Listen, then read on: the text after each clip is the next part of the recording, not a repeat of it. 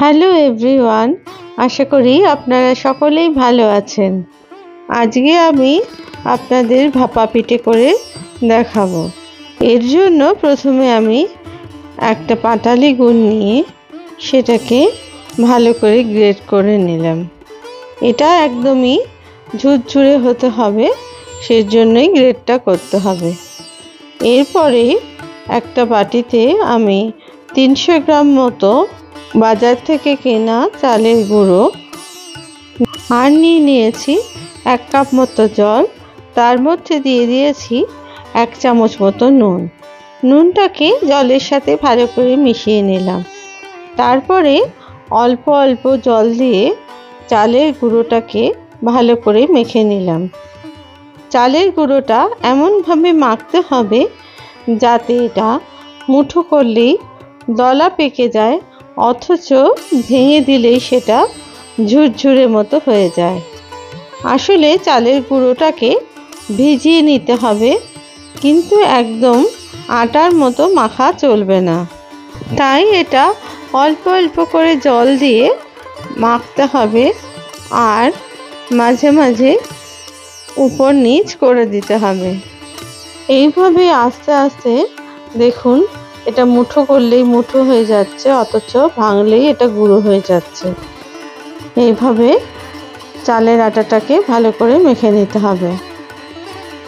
চালটাকে পুরো মেখে নেওয়ার পরে এটাকে আমি রেস্টে রেখে দিলাম আধ ঘন্টার জন্য। অন্যদিকে আধ ঘন্টা পরে একটা চালনি নিয়ে এই চালটাকে আমি ভালো করে ছেঁকে নিলাম, যাতে কোনো দলা অংশ না থাকে। কারণ এই পিঠে তৈরির ক্ষেত্রে একদম চালের গুঁড়োটা যেন ঝুরঝুরে হয়, সেদিকে অবশ্যই খেয়াল রাখতে হবে। তাই পুরো চালটাকেই আমি এরকম এই একটা ছাঁকনি বা স্ট্রেনারের সাহায্যে ভালো করে ছেঁকে নিলাম। এবার গ্রেট করা গুড়টাকে আমি একটা ছোট বাটির মধ্যে রেখে দিলাম। এই ভাপা পিঠে তৈরি করতে আমার লাগবে নারকেল কোড়া, গুড় আর চালের গুঁড়ি। এবার প্রথমে একটা বাটির মধ্যে একটু শুকনো চালের গুঁড়ো নিয়ে সেটাকে বাটির গায়ে লাগিয়ে সেটাকে ফেলে দিলাম। তারপরে একদম অল্প একটু চালের গুঁড়ি রেখে দিয়ে ভেজা চালের গুঁড়ি দিয়ে দিলাম। তারপরে দিয়ে দিলাম ভেজা চালের গুঁড়ির ওপরে নারকেল কোড়া, আর নারকেল কোড়ার ওপরে দিলাম কিছু গ্রেট করে রাখা পাটালি গুড়ের অংশ। পাটালি গুড়ের ওপরে আবার ভেজা চালের গুঁড়ি দিয়ে বাটিটাকে ভর্তি করে দিলাম।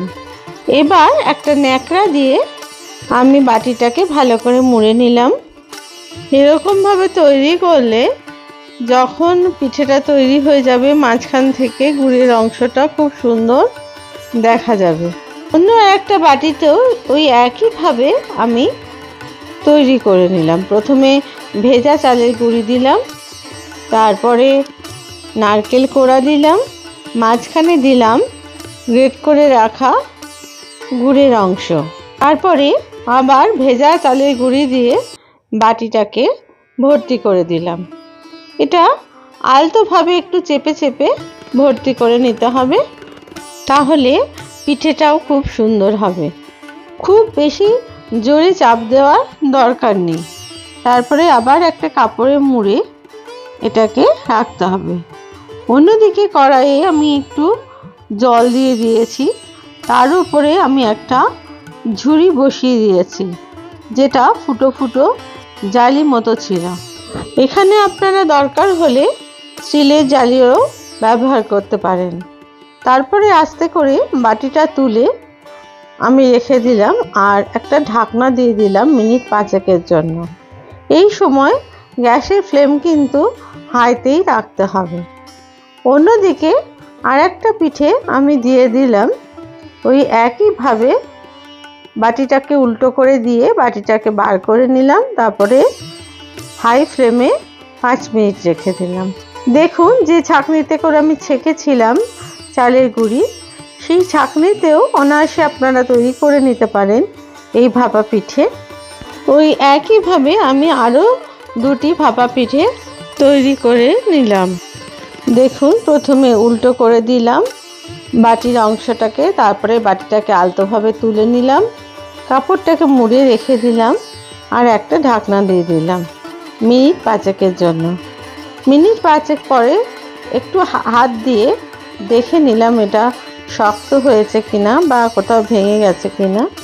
দেখলাম ঠিকঠাকভাবেই তৈরি হয়েছে। এবার একটা প্লেটে 5 মিনিট পরে এটা তুলে নিলাম। এই রান্নাটা কিন্তু আপনারা হাই টু মিডিয়াম ফ্লেমেই করবেন। দেখুন কত সুন্দর হয়েছে এই ভাপা পিঠেগুলো, সম্পূর্ণ সঠিকভাবে হয়েছে, কোথাও ভেঙে যায়নি। আর খেতেও এটা অসাধারণ লাগে এই শীতকালে। আস্তে করে আমি কাপড়টাকে বার করে নিলাম। এইভাবে একে একে আমি সমস্ত ভাপা পিঠে তৈরি করে নিয়েছি। এখানে আমি 3টে পিঠে আপনাদের সাজিয়ে দেখালাম। দেখুন কত সুন্দর হয়েছে এই ভাপা পিঠে। আপনাদের যদি এই রেসিপি ভালো লেগে থাকে তাহলে প্লিজ লাইক, শেয়ার আর কমেন্টস করতে ভুলবেন না। আর আপনারা যদি আমার নতুন দর্শক হন তাহলে প্লিজ চ্যানেলটিকে সাবস্ক্রাইব করবেন আর পাশে থাকা বেল আইকনটিকেও প্লিজ প্রেস করে দেবেন, তাহলে নতুন রান্না দিলেই আপনাদের কাছে অতি সহজে পৌঁছে যাবে। আপনারা সবাই ভালো থাকবেন। ধন্যবাদ।